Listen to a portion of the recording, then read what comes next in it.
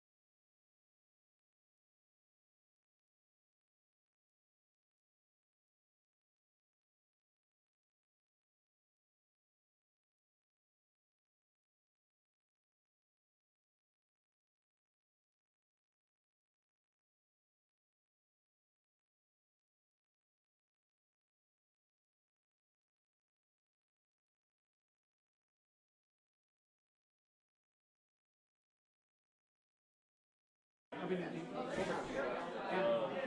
makes sense.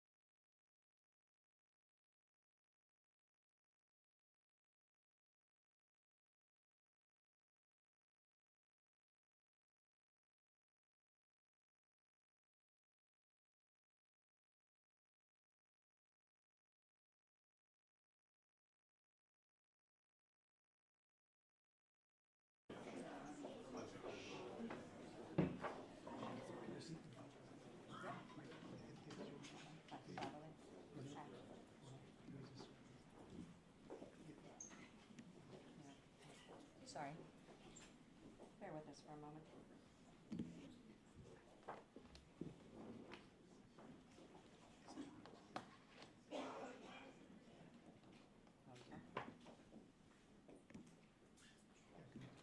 Yep, testing. Yep. Can you hear me? Good. All right, bear with me for a second.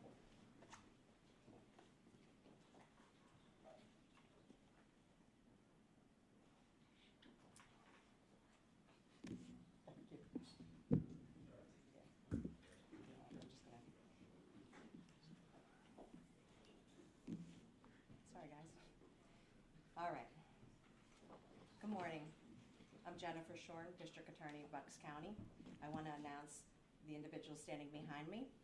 To my left is Chief Deputy District Attorney Matthew Linetti. To my right is Deputy District Attorney Ashley Toohey. And to her right is Assistant District Attorney Christine Sassani. They're the prosecution team assigned to this case. Behind me is Lieutenant Bob Gorman and Detective Tim Furman from the Bucks County District Attorney's Office, the county detectives assigned to investigate this case. Directly behind me is Chief Martin McDonough, our Chief of County Detectives, and to his right is Detective Kevin Pletnicki, and to his right, Detective Jake Gallagher with the Middletown Township Police Department, and to his right, Lieutenant Steve Foreman from the Middletown Township Police Department, Chief Joseph Bartarillo from the Middletown Township Police Department, and finally Captain Pete Feeney of the Middletown Township Police Department. I just want to start with commending all of these individuals for the work they've done thus far and the work they're going to continue to do on this case. On Tuesday, January 30th of 2024, at 6:59 p.m., the Middletown Township Police Department was dispatched to a death investigation at 145 Upper Orchard Drive in Levittown, Middletown Township. While en route, they received updated information that an elderly male had been found in the bathroom with a large amount of blood and that his head had been decapitated.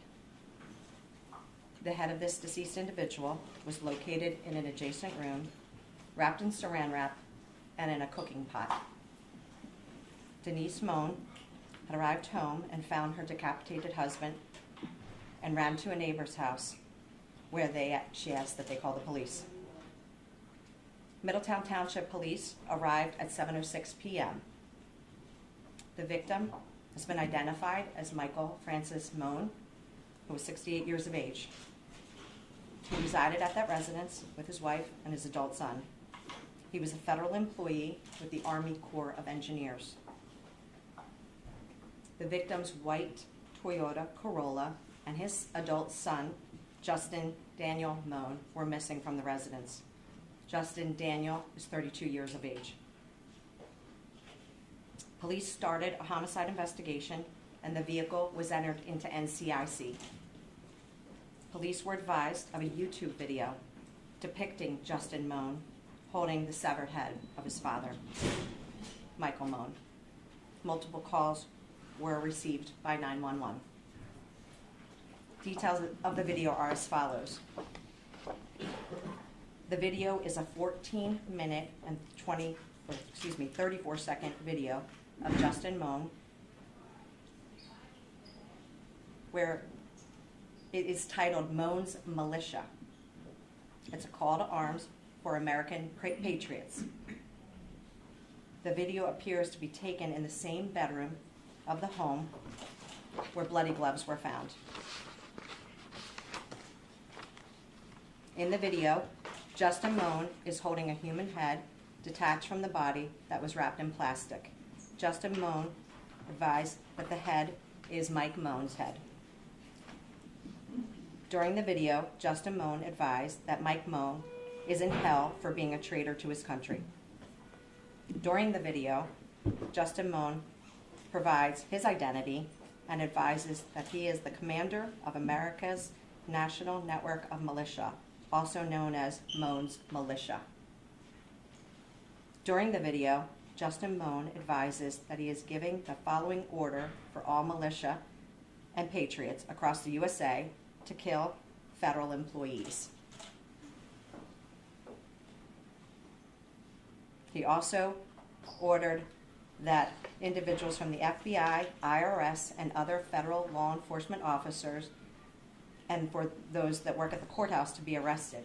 That all federal agents, U.S. Marshals, federal judges, and Border Patrol be captured and tortured for information, and then publicly executed.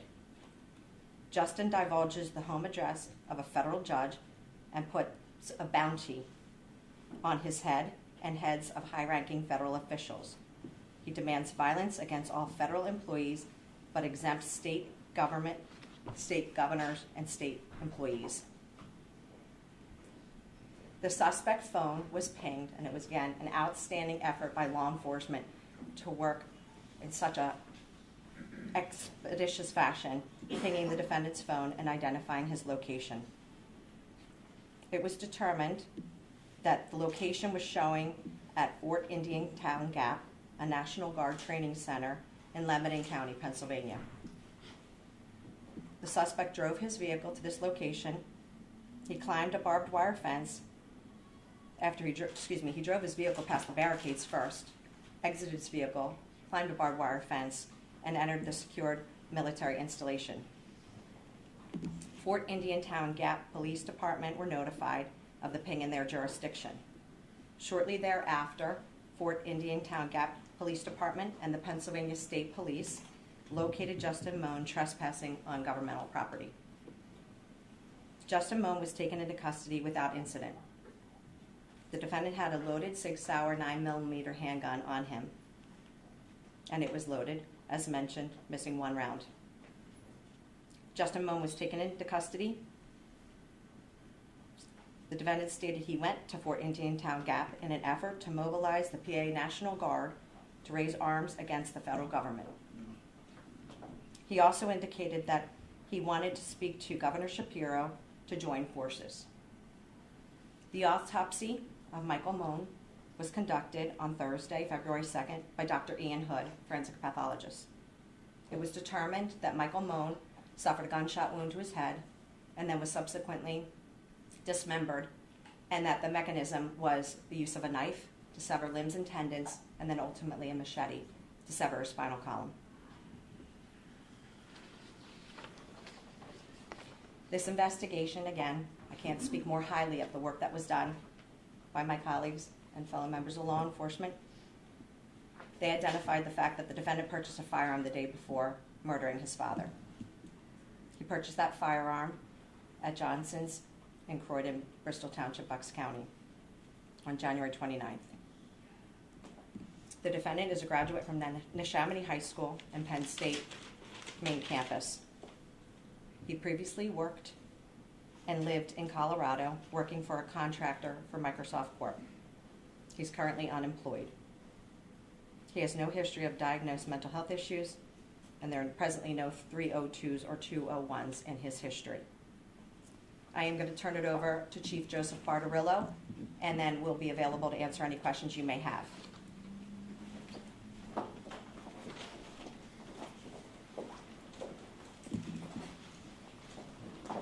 Good morning, everyone. I'm Chief Joe Bartarello from the Middletown Township Police Department. So I want to start off just by saying that me and my entire police department, our hearts ache for the Moan family.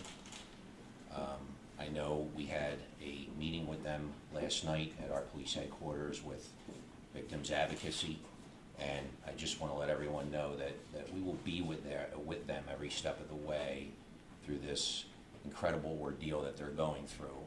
And also our Upper Orchard community, which is one of our small communities within our Levittown section of our township, as the whole community mourns and aches over this, that our police department will be right there with them as they recover, on the road to recovery from what they've had to experience. The family was very well known, had a lot of neighbors and close friends that really cared about them. So I just want to put that out there first and foremost. Next, the one thing I want to do is recognize all of the law enforcement agencies that played, such a huge role in making such a fast apprehension and bringing closure to this, and just in getting the apprehension within hours of the crime occurring.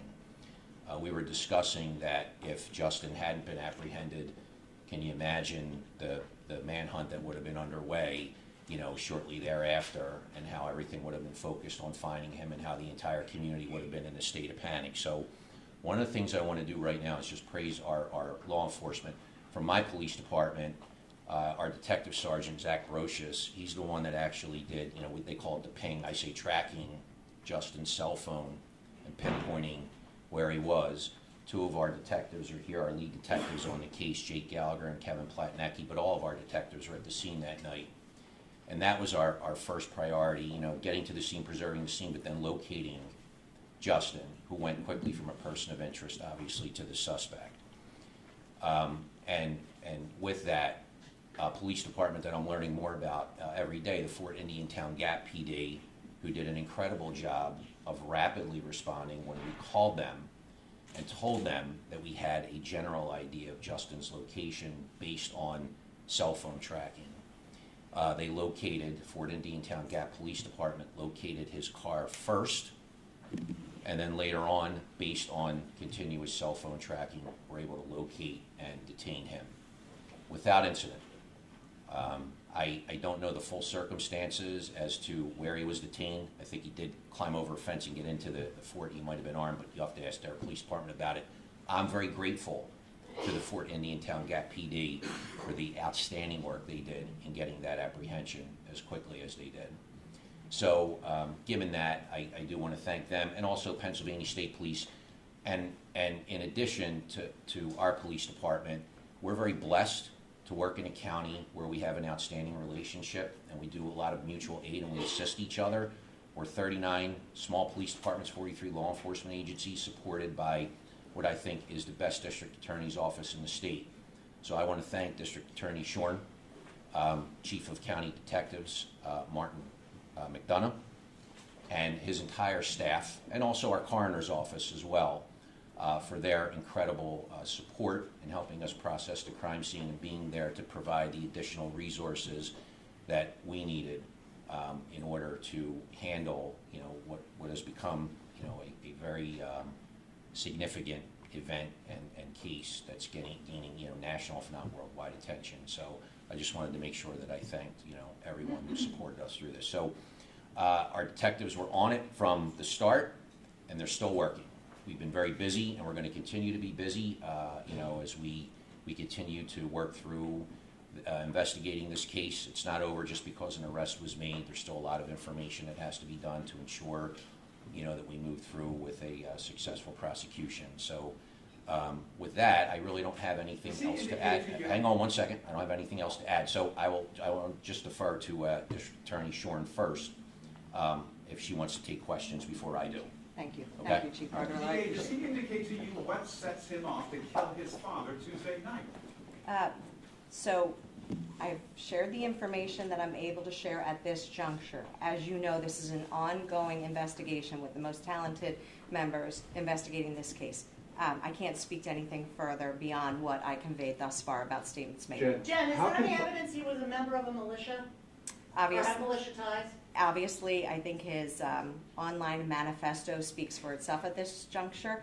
Again, this is going to be an ongoing investigation for months, and we'll continue to investigate this through the successful prosecution with this team present. Jen, how concerning is this to you and everyone out there that this was up online, as long as with the calls for violence that were out there, that it was up as long as it was? That was incredibly concerning. I mean, obviously from an evidentiary value, that video is very important, and we need to have possession of that. But it's quite horrifying how many views we understand it had before it was taken down. Obviously, we were able to capture and secure that video because it's pretty self-explanatory as to who's responsible, although these are allegations at this point. So that's very concerning. And I got to tell you, Jim, when to Chief Bartolome's point, the fear of what this could have been, I know that Chief McDonough and I were expressing that night. I know Chief Bartolome was living it that night, and it was thanks to this outstanding collaboration of the men and women in law enforcement. And also, I should mention, the U.S. Marshals assisted in making sure that individuals named were safe. But that was the reassurance that we all needed to know that we're safe, and that this case will be prosecuted. Was he a legal buyer of that gun that he buys the He was. day before killing? He was. There was nothing legally precluding him from purchasing that gun. In fact, our investigation has revealed that he surrendered his medical marijuana card so as to be eligible to legally possess a gun. That also shows you the clear state of mind that he was in, having planned what he ultimately carried out. Has he had a mental health evaluation yet? I'm sorry, I can't speak to that. Did anyone have any interaction with him too, and what was that like in terms of a protocol to get that video down? Are you referring to anyone present team here? 1 second, please. We believe the federal authorities conveyed that, but also ultimately after the number of views, the content obviously became, that's a flag, that's a shot over the bow that something's unusual in that short period of time. So it came down pretty quick once we knew about it, but it was, we did take steps obviously to preserve it, and we have that video. Did Justin Moan How have? long it was up for? I'm sorry. Do we know how many views it got and how long it was up for? I know at some point when I was aware of it, there was over 5,000 views. Okay. Dia Shorn. He had no 302s, but some neighbors said that they had reported him to police. Had he come to police attention before this incident? I'm going to turn that over to Chief Bartarello as it relates to that. I know you've been patiently waiting. Is it a separate, same question? Then I'll step aside.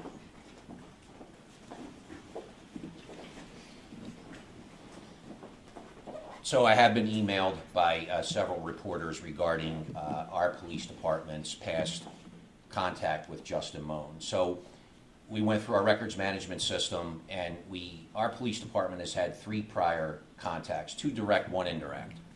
One was in 2011 when Justin was 19. He had an argument in his home driveway with someone. There was nothing criminal there, and that was resolved. One was in 2019. Justin reported that he received a threat from someone at Progressive Insurance in Ohio because he was suing them and just wanted a record of it. And then last year we did not have contact with Justin, but his employer from Philadelphia called one of our officers and just expressed concern about, Justin's behavior at work and wanted legal advice on how to go about terminating his employment, which we don't do. Our police department doesn't offer that. That's for his, individual employer. So we did refer the employer, to seek out, legal resources for that, and also because it was in Philadelphia to, refer anything work-related, if they were concerned, to the Philadelphia Police Department. That's the only contact. I know we keep hearing that police were outside of his home at various times, outside of, what I just mentioned. I can only speak for the Middletown Township Police Department. We were not. Did he have a history of threatening the judge that you mentioned in the YouTube video? Not that we're aware of. It was never reported to us. Chief, when the employer calls and says, I need legal advice how to fire this cat, does that prompt you to go to him? Do you have any contact with him after the employer We didn't go calls? to him after that because the officer asked if was there any criminal action on his part, or any threats made, or anything like that. I think there was concern over, I guess, what Justin was writing, some novels that he was writing, but we did not have contact with him after that. Do you think you should direct have? contact?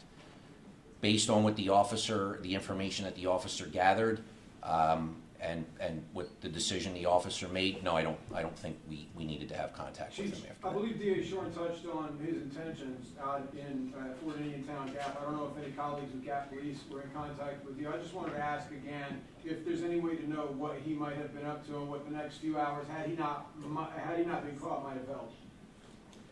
So you're asking I'm if, asking what his intentions right, were. so if we tracked him up there and he hadn't been apprehended, what he would have I know done? that's a hypothetical. I'm just asking, Right. in talking with him since arrest, Yes. what you believe his intentions So were. I have no idea what he said since arrest, and I wouldn't be able to share that anyway, and I don't know what his intentions were, except that he was armed inside a National Guard base, so Do you know if he's facing federal charges, if the feds are involved? I'm not sure.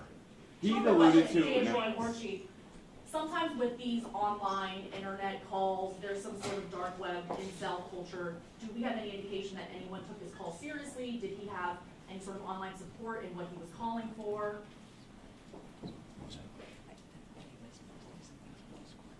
Right.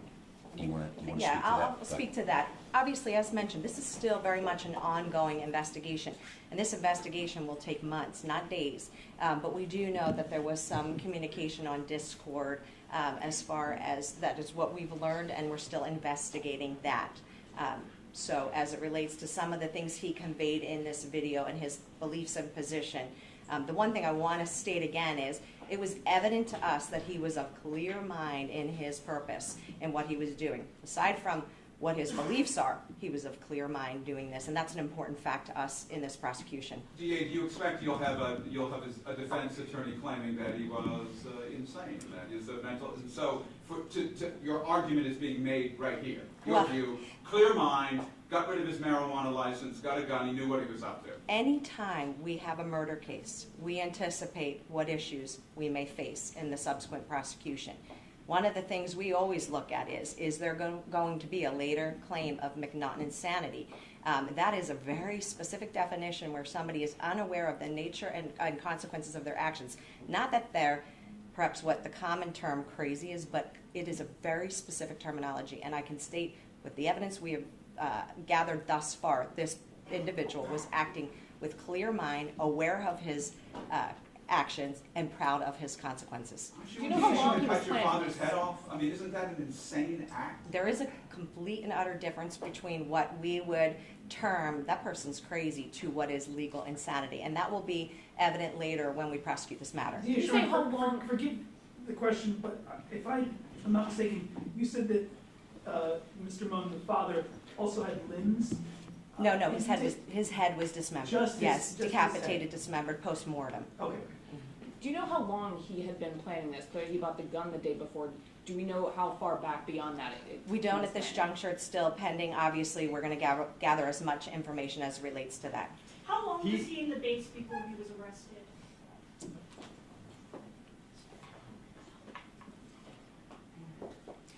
We don't believe it was that long. I'm sorry. We're still gathering that information. We obviously have a pretty good sense of his movements based on the investigative work that was done. And we believe shortly after the post that his path of travel was directly to Fort Indian Town Gap, and that is consistent with the timeline that we know. He lived with his parents. It's not like he was some estranged son who came out of nowhere for some sort of vengeance against his father. Is there any indication from mom or any other relative that there was anything leading up to this? I can't speak to that at this juncture, but I can echo what I could not have said better than Chief Bartarillo in that our thoughts are with this family. This is the unimaginable. Right. So, that's going to take time. We're going to provide the resources for this family, but this is truly just unimaginable for them. So, again, we'll continue to investigate. Yes. Are there any new charges? He took his father's car, for example. Would that be additional charge? Anything new on that front? It is not uncommon for us at some point later to add charges. We'll evaluate that. This team of attorneys will evaluate what charges additionally are appropriate. But we wanted to make sure that we were charging immediately that night to take him into custody, and he is in custody without bail at the correctional facility in Bucks County. Do we know when he gave up his medical marijuana card? Days before. Okay. In his video, he alluded that he had a previous contact with the FBI. Are you or Middletown Police aware of any previous contacts with the FBI, Federal Protective Service, Secret Service, any of those federal agencies? All questions as it relates to any federal probe or, federal contacts that existed prior to this homicide investigation, I'm going to refer to the FBI or Department of Justice to field those questions. Is he talking to you? I can't speak to that. Is he answering your questions? I can't speak to that. We're not able to speak to that. Is he proud of what he did, do you think? I mean, look at the picture there. He seems pretty calm and somewhat proud of himself. I think you can draw conclusions, your own conclusions, that I'm not saying that in a facetious manner from the video and how for those of you that viewed it, how he presented on that video. So, but I can't speak to that. Of his 131 subscribers, are you investigating any of those for answering this call to arms that he put out? We'll obviously investigate anyone and everyone who is associated with this homicide, with the subsequent dismemberment, with the then events to flee the scene. We will consider anyone who may be an accomplice. Was anyone else in the house when this happened, or was it just the victim's wife when she came home? Victim's wife who discovered it she was home alone. So if there's not any other questions, I think, go ahead. I didn't say that. I didn't say that. I can't speak to that. Oh, I can't speak to that. do we know, how he got his marijuana card? I don't know that. Okay, thank you very much. Appreciate you being here.